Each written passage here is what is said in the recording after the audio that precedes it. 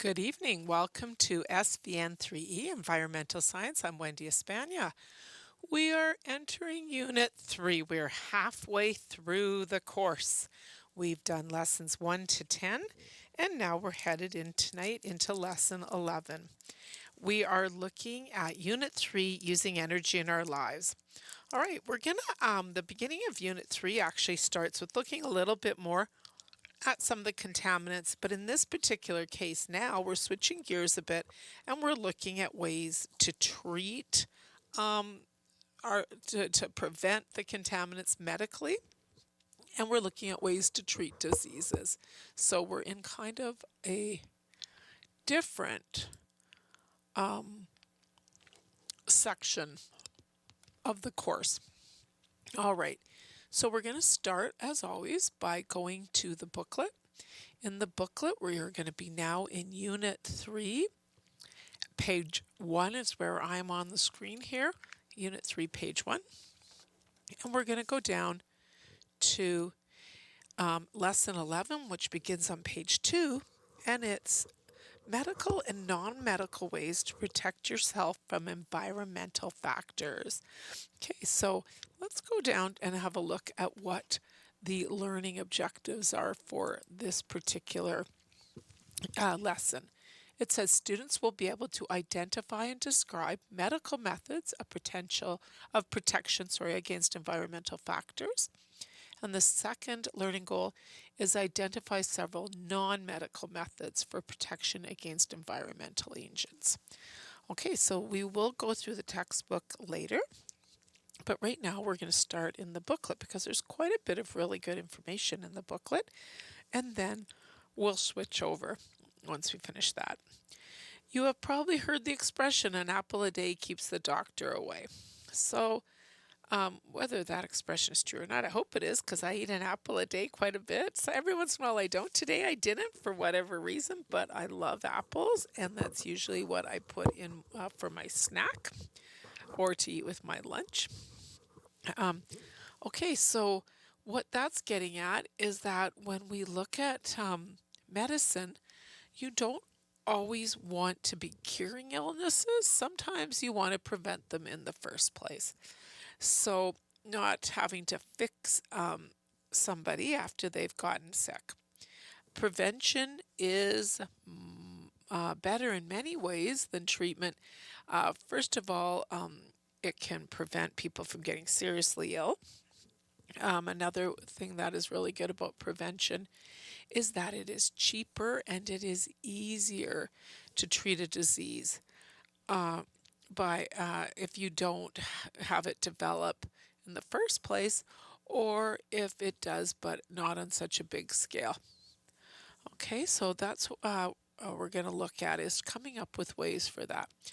Vaccinations. I'm going to go back over now. I'm just going to stop sharing this for just a second, and we're going to go have a look.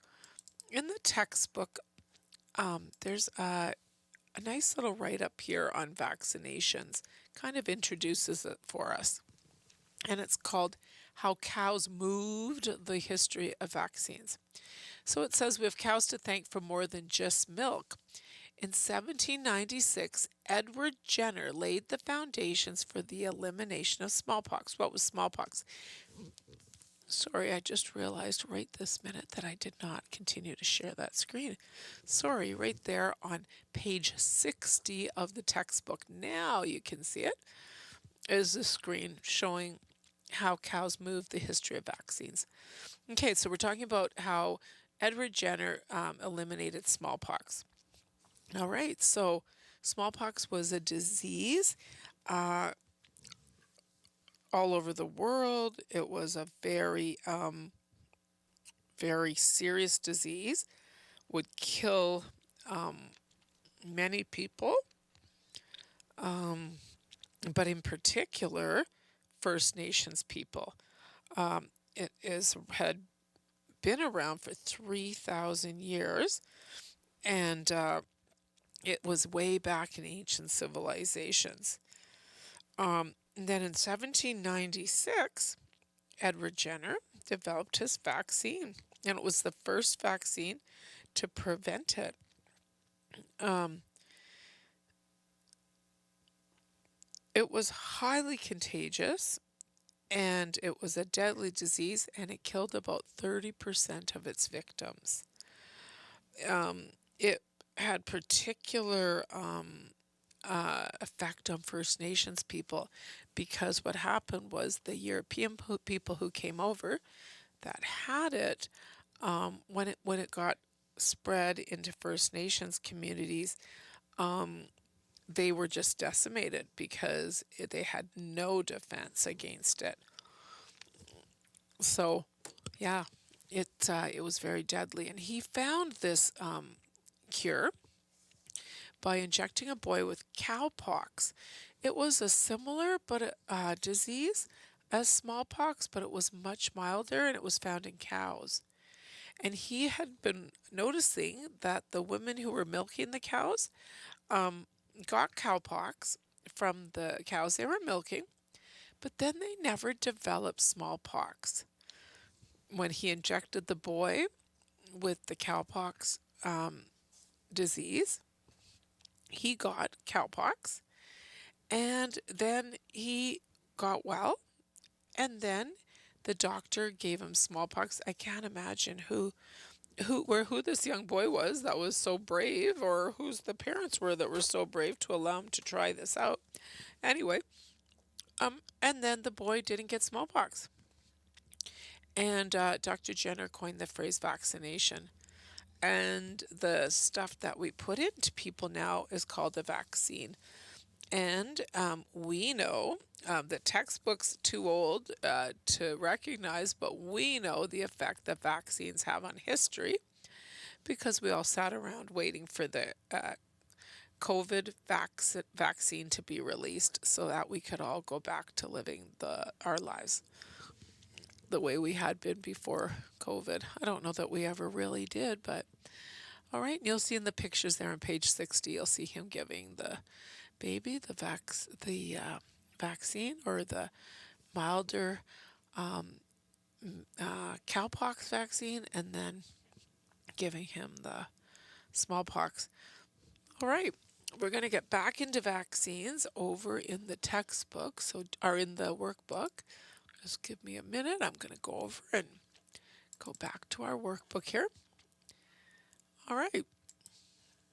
So vaccinations. Babies, children, and adults all get vaccinations to prevent them from getting different viral diseases.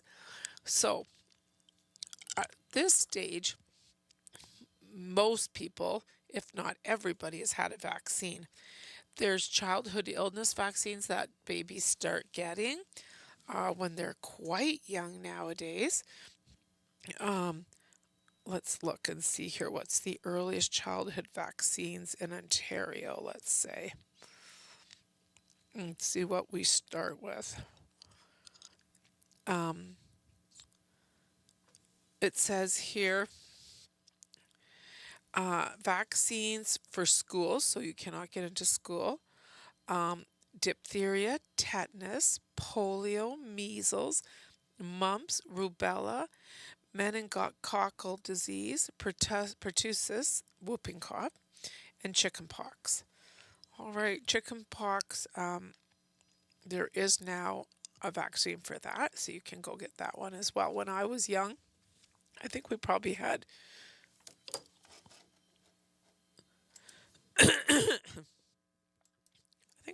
those other ones, but we did not have chickenpox vaccine.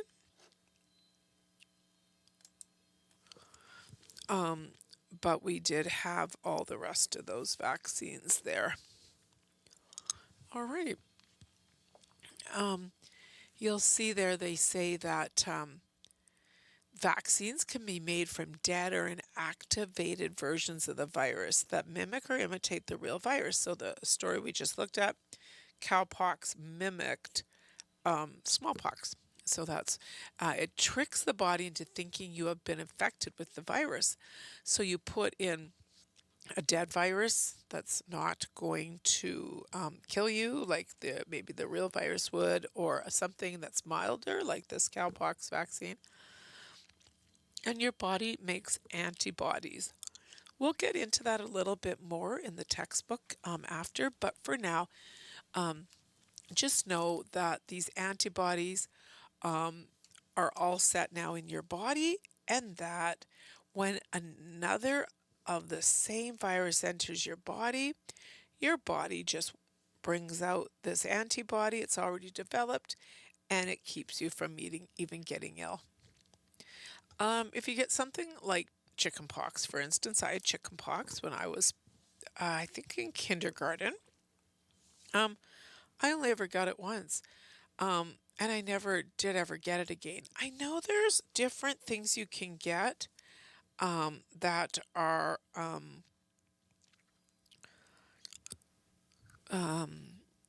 I think one of them is adult chickenpox. Just give me a minute. There's a disease that's adult chickenpox.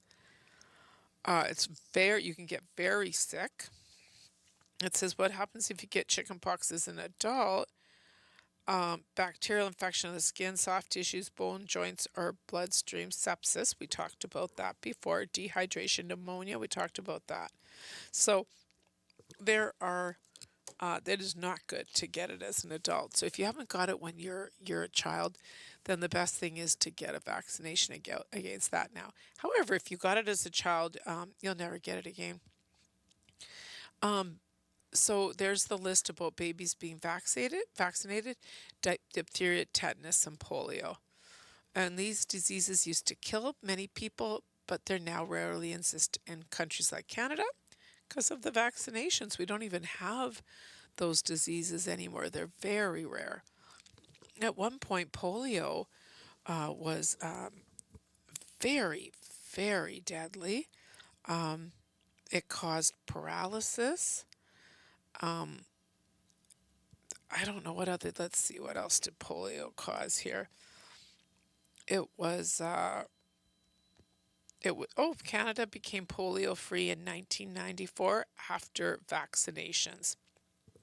Dr. Jonas Salk developed a vaccination, and by 1994, it had been erased from the planet, or from Canada. I don't know about the planet; it's probably somewhere, but from Canada. So that's really great. No, here it is. Here it caused severe illness, paralysis, and death. And so it was one of the most feared diseases before vaccinations came along. Okay. Every year, a new flu vaccine is created to protect people from new strains of the flu virus. All right. So we know that every year, different variations of the flu um, develop naturally, um, and that most people who get the flu can go if they're very compromised immune systems, if they have like me, I have asthma, and I got H1N1. I don't know if anybody remembers that one. H1N1 was a virus a few years ago now. It would have been, let's see what year that was. It was, what year was H1N1? 2009 to 2010, that winter. It was around, and my family got it, and my son got it and was well within a couple of days. My daughter and I got it. We got hit much harder, and I ended up having to go into the clinic to get the Tamiflu. I don't know if anybody's heard of that before, but it is for people who will get very sick from the flu virus, and that particular one, it did cause a lot of problems in the respiratory system. Remember, lungs and breathing is your respiratory system, and it caused a lot of problems with that. And so I had to go get Tamiflu, which reduced the effects of the H1N1 virus. I haven't had to get that since, thank goodness. Over time, I haven't gotten as sick as I did that time from the respiratory illness. And actually, I used to have all sorts of problems with asthma, and I haven't had any problems with that in many years. For about a year after H1N1, I had a lot of problems breathing because of all the damage to my respiratory system. And I had to take a special inhaler. But a couple of years after that, I don't know if it was the inhaler, I'm not sure what it was, but once I got well from that virus, I started to feel much better. Okay. One of the things that's missing from our talk on vaccinations is coronavirus. So I thought it'd be kind of interesting tonight. If you just give me a second, I'm just going to go get the information for coronavirus up on the screen here. And we're going to talk about that for a couple of minutes. It's I'm just going to get that one on my screen. See if that's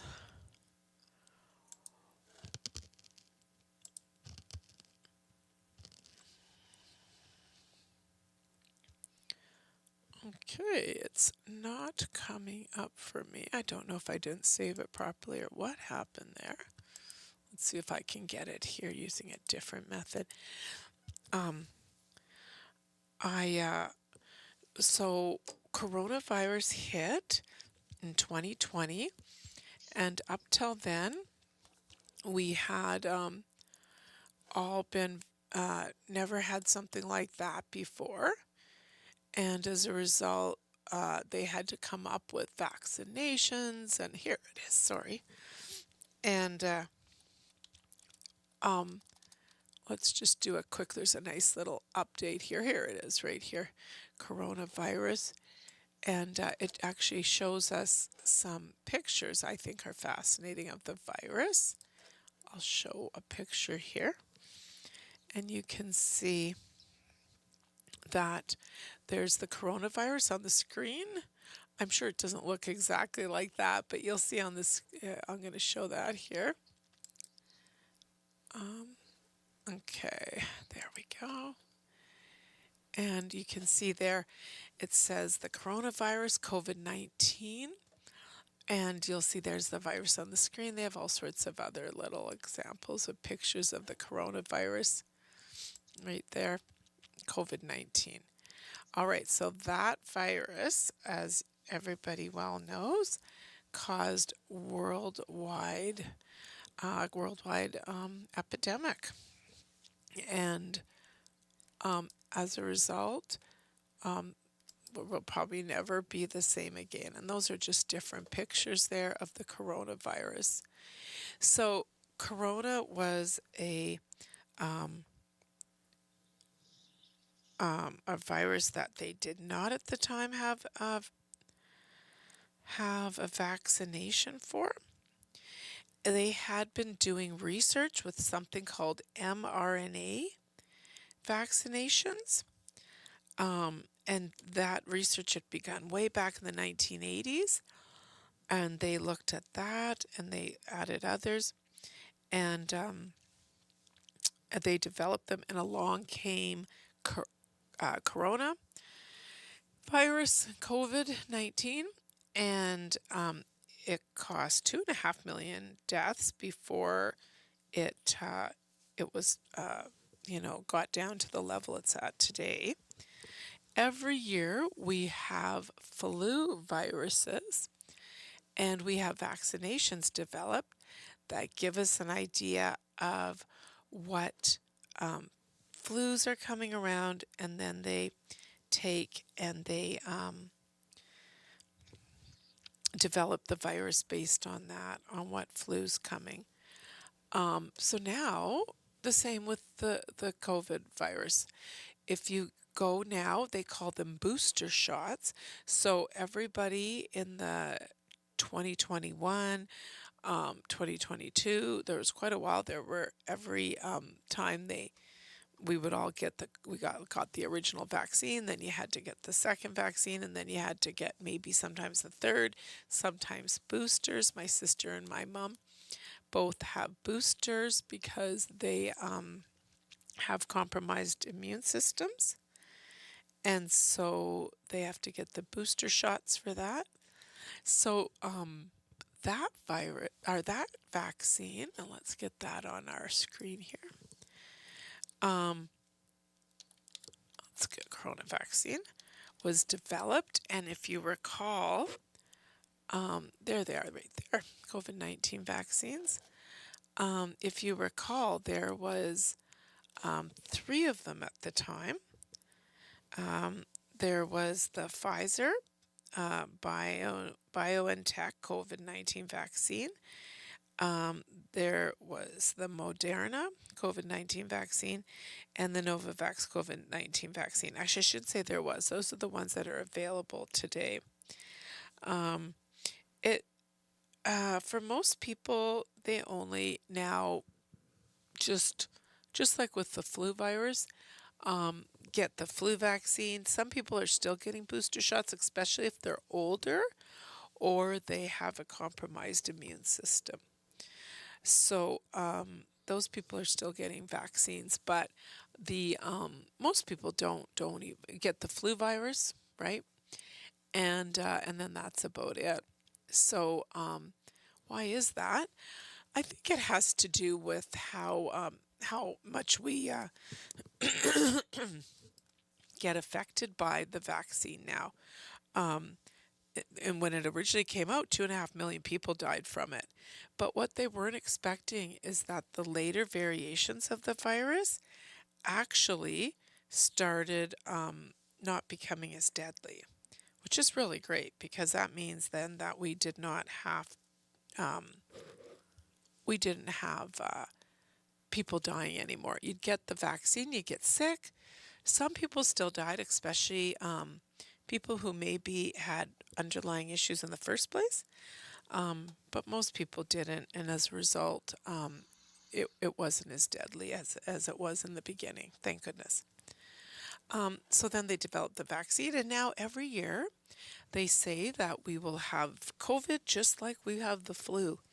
So if you're elderly, if you have a compromised immune system, if there's a reason that you need to get the vaccine, you should continue to get it, continue to get booster shots, and you should definitely go and get the flu shot. It's also very important that you keep up with all your different vaccinations, flu shots, etc., so that your body's able to build those microbodies, and then when you actually get sick, it's not as deadly as it could be without that. Okay, gonna go back here now to our little booklet, and we'll go on to the next section of the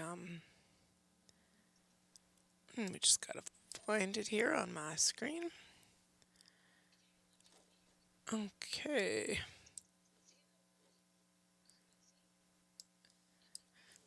And I'm just looking for screens, the vaccines, okay, for some reason,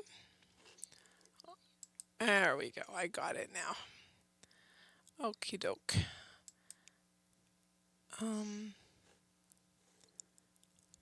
That's it, I got it now. Okay, we're back to our screen. It took me a little while there. Sorry about that. All right. What are some other preventative medicines that we have now? All right. One of them is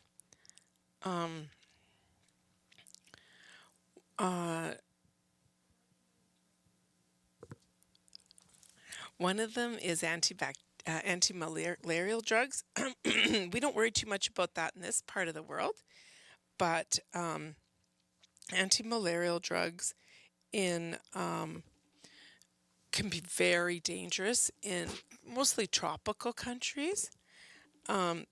They are spread by mosquitoes, and you can get ill just by being bit by a mosquito that has the disease. Anti-malarial drugs then kill the disease.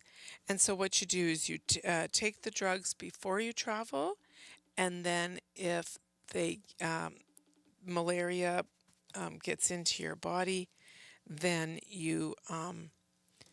the drugs will just kill the parasite. Okay. There's another disease too that was actually in part of where I lived in Colombia. It was called dengue. It's not listed here, but dengue, at the time I was living in South America, did not have a vaccine. And let's see if there is a dengue vaccine now. Yeah, there are dengue vaccines available globally. Okay, that's really good to know. If you get dengue, you need to get this vaccine because you cannot get it again. Dengue will kill you if you get it a second time. So it says there's 2 dengue vaccines, and that's great. It's recommended for persons 9 to 45 years old who have a confirmed previous dengue infection. And that's great because if you get dengue, you can't get it again, is what they say about that. So that's good. That's actually, I guess, should have gone with the information on the previous page on vaccines. All right, next on our list is antibacterial creams. Antibacterial creams are if you get a cut or you have an infection or something like that, scrape. If your skin has been allowed bacteria and contaminants to get through your protective skin and into your blood, right? You want to prevent that, so you can use antibacterial cream.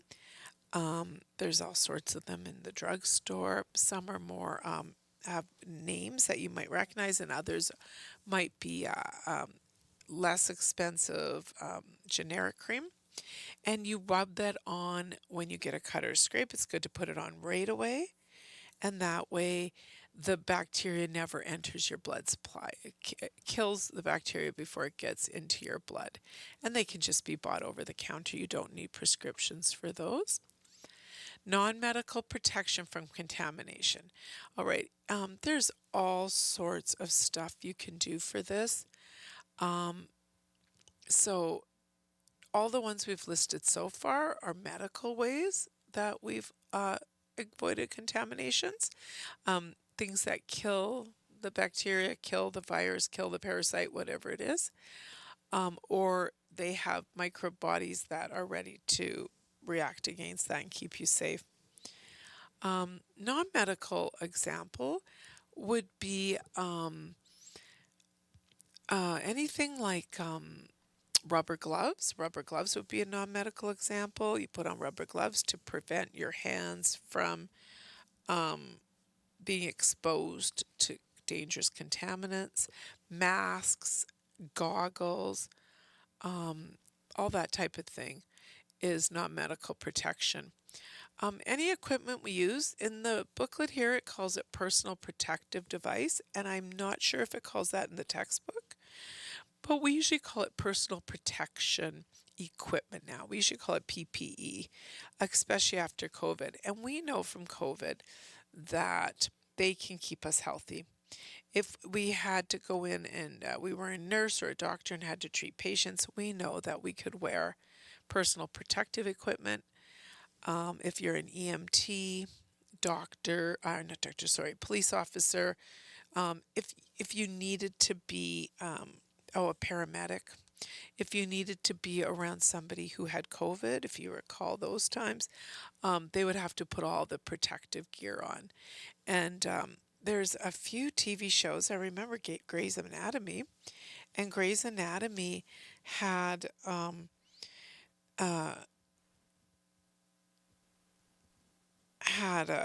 people all wearing masks. There was a couple of different shows. You don't see too much of those shows anymore that people have the personal protection gear on. But yeah, they were it was all, and we learned how to use it, and we learned, and nowadays even so, some of the different health professionals and different people who work with people who could have airborne illness, like, possibilities, still wear that in their work. So PPE, personal protection equipment, is one way we can keep ourselves from getting infected by contaminants, having them come into our bodies, just like we've been talking about for several lessons now. Okay, food handling and preparation. There's special information on this one, I think, because we're talking about pathogens, and one of the places that pathogens occur is in a kitchen when you're cooking and storing and all of that food. The bacteria we talked about before, remember where E. coli was one, a very bad bacteria that could really be deadly. So in order to not have bacteria grow on food, the temperature in your fridge should be below 4 degrees Celsius. Between 1 and 3 is what it's suggesting in the booklet, but I've read before less than 4. What does that do? That low temperature stops bacteria from growing. Does it prevent it altogether? As you well know, not always. Sometimes food does spoil in the fridge. However, it takes a lot longer. So if you set it out on your counter and leave it overnight, it's probably not good to eat in the morning. That same food in the fridge can stay for 3 days and you could probably still eat it.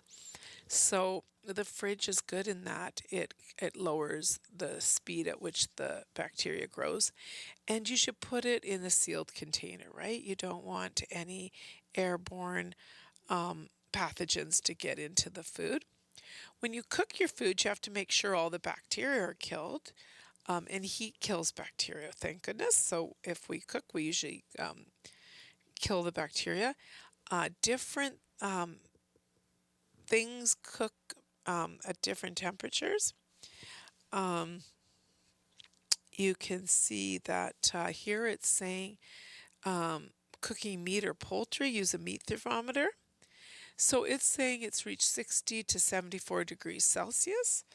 I think it depends on what you're cooking. So let's just see. Temperature to cook chicken is 74 degrees Celsius. Okay. Temperature, let's say, to cook pork. Now, pork and chicken, we always know you have to cook completely. So it says 63 degrees Celsius, a little higher. What about hamburger? Hamburger is different in steak in that you fully cook it. You're not going to have different. At least I don't want it different. 71 degrees Celsius. So see, depending on what it is you're cooking, it's going to have different temperatures. And that's because it kills the bacteria at those specific temperatures. Okay, the surfaces in a kitchen are important. There's something called cross-contamination. That's where you have a surface that's got, say, chicken on it, and then you start cooking something else and put wherever the chicken was sitting, you put different food on top of that. And that's called cross-contamination, and you do not want that. You do not want that. It's the bacteria from one can get spread onto another, and then you can just have all sorts of problems with bacterial growth. So you need to clean all the surfaces of everything that, if you cook chicken on your cutting board, then that needs to be thoroughly washed and disinfected before you put something else like vegetables or whatever you're going to cut up on that same cutting board. And then any cooking utensils, food, etc., anything that's touching everything should be clean, washed, etc. Hands. So we know, again, we learned so much in the COVID epidemic that things we touch with our hands, first of all, try not to touch things with your bare hands. So doorknobs, elevator buttons, anything that everybody touches, you don't want to be touching too, because if many people are touching those things, railings is one. Um, then if they have your pathogens have now gotten to your hands, when you cook, they're going to get transferred to food. So it's best to, after you've touched anything, before you eat, before you cook, you scrub your hands with warm water and soap. Now, in this reading here, it says 20 seconds. And we know now that we sing happy birthday. If you sing happy birthday to you and go through the whole song and wash your hands at the same time, that's usually about how long you need to wash your hands in order to get rid of any contaminants that you've picked up. And then they're saying once you've finished cooking and eating your meal, refrigerate your leftovers. Yeah, you don't ever want to eat something that possibly could have gone bad. Okay, so food poisoning is awful. We've already talked about food poisoning, getting a pathogen into your digestive system. Remember that? And if it's young children or elderly children or somebody who's not like who has health issues to begin with, they can get very sick from food poisoning and even die sometimes. So it's really important that you do not eat anything that maybe has sat out and not been put away properly in the fridge, not put in tightly sealed containers. That's another thing.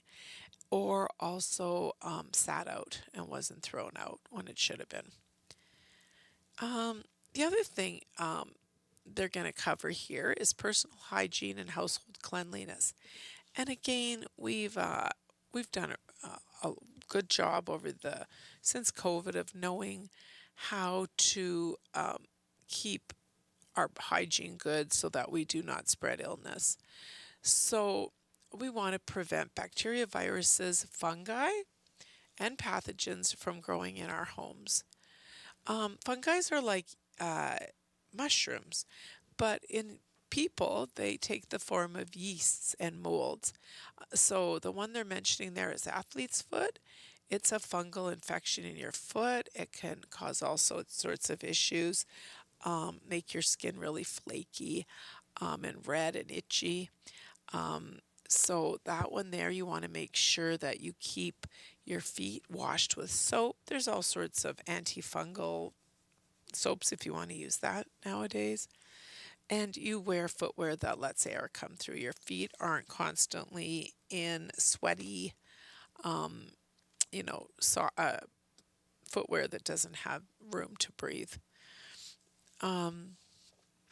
Another good hygiene is to reduce exposure to chemicals. It's saying here that you could come into contact with the chemicals such as DEET.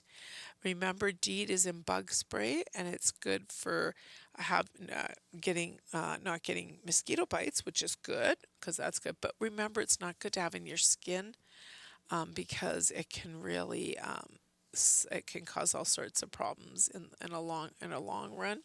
So if you do get DEET on you, it's okay if it's on your clothes, remember that, but that you want to be washing your hands afterwards so that it's not on there for a long time. Hand washing is just good in general, right? If you're touching all sorts of things throughout the day, lots of times it's quite fascinating that you can try not to touch any handles, right? You can use your sleeve of your hoodie or your sweater to turn handles. You can use your back to push open doors if they swing open, especially in bathrooms. That's usually the case. So you wash your hands for 20 seconds or sing the birthday song with nice soap and water. Then if you're drying them, you use your paper towels, say, and then you back out of the bathroom so that you don't have to touch anything to get out of there, and you throw your paper towel in the garbage.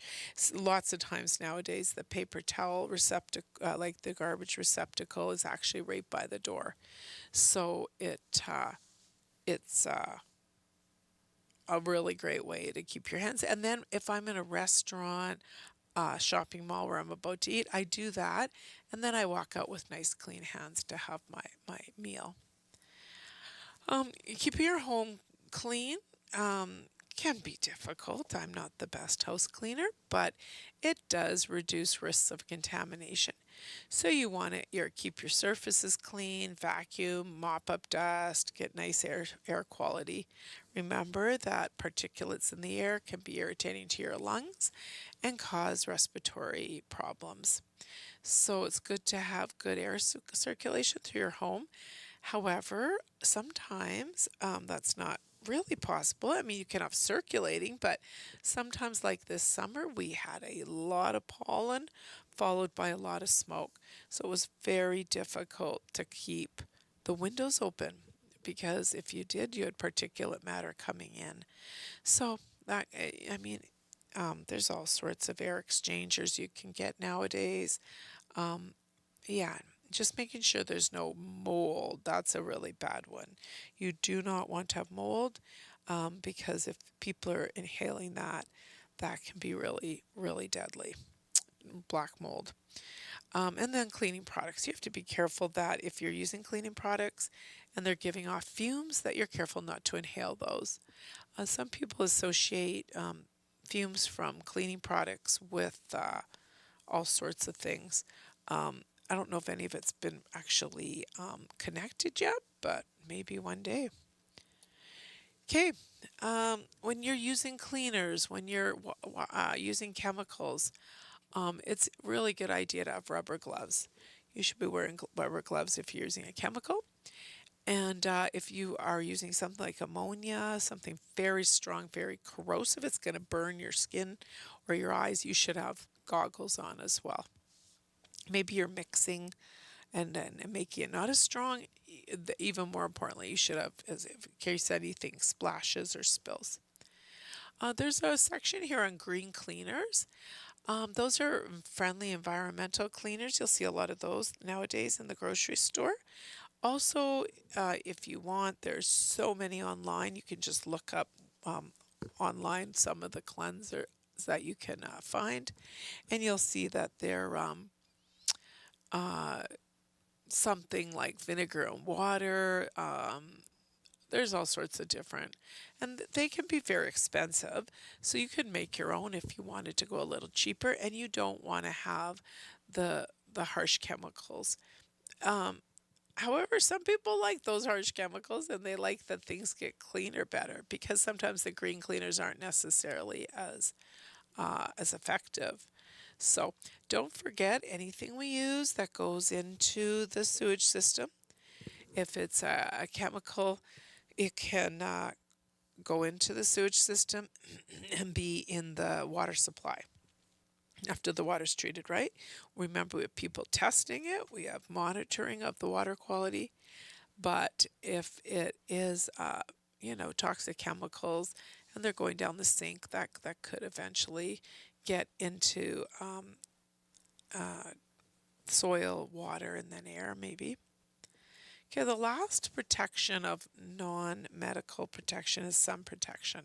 So remember we talked about UV rays coming from the sun? There's actually three kinds. There's UVA, UVB, and UVC. UVA are the ones that can cause cancer and damage your skin. It causes premature aging, it's called. It makes your skin wrinkly. UVB rays are for tanning and burning, and they can also cause cancer. So if UV rays are getting through, that's what's causing you to burn. And UVC rays should get absorbed by the atmosphere and don't get to the Earth's surface. The personal protection devices, or PPEs, personal protection equipment for sun, is pretty much the same for mosquitoes. Sunglasses, hats, long sleeve clothing. Nowadays they have swimsuits that have the long sleeves, pants and tops for little kids. I wish they'd had those when my kids were little. I would have definitely got those for them, and they protect against any of the dangerous UV rays. Sunscreen is another protective device. You can get cream, sunblock, whatever it is. Um, PABA is one that blocks UVB rays. Um, and it's got benzophenones to block UVA and UVB. And you want to have both UVA and UVB blocked. So you want to be able to block both of those because they both can cause damage. Now, how does SPF work? Okay, SPF takes how long it would normally to burn your skin, let's say. So let's say you normally can sit out for 10 minutes without burning. Okay, you put on your sunscreen that has an SPF of 15, let's say.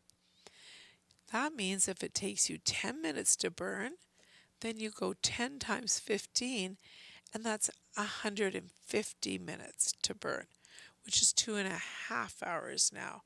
So you can see that it extends the amount of time you can be in the sun without burning. Does it stop you from burning altogether? No. It just means that it extends, it gives you an extension. So if you have SPF of 50, let's say, and you usually can stay out in sun for 10 minutes and then you're going to burn, well, 50 times that means 500 minutes. So that means you can stay out for hours now with that on.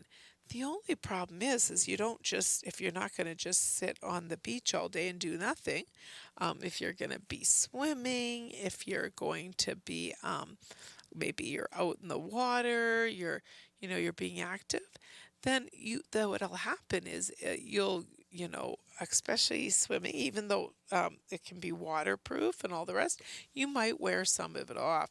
So the important thing when you're out doing your activity and you have your sunscreen on is that you then reapply. So you put it on, you do your activity, and then if you're staying out in the sun longer, you put more on. The same could be true with DEET, right? With your spray for bugs. If you put it on and then you go do activities, it's always good to reapply a bit and to make sure that it hasn't worn off. There's all sorts of sunscreens and clothing and hats and everything like that. There's no reason that you should have any issues protecting your body against sunlight radiation.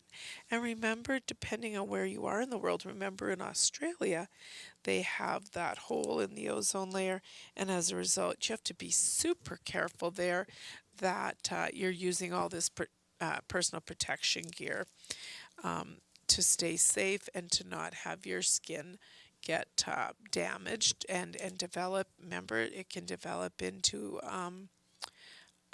skin cancer. Remember melanoma, which develops in the parts in the upper epidermis. We call that the upper part of your skin. The epidermis develops melanoma, which could be deadly. All right, that's it. We went over personal protection from contaminants, medically and non-medically. We've looked at all the different ways. We're going to get in more detail and do a bit of terminology in our next class on this in the textbook. Thank you so much for joining me tonight, and have a really good weekend. Thank you.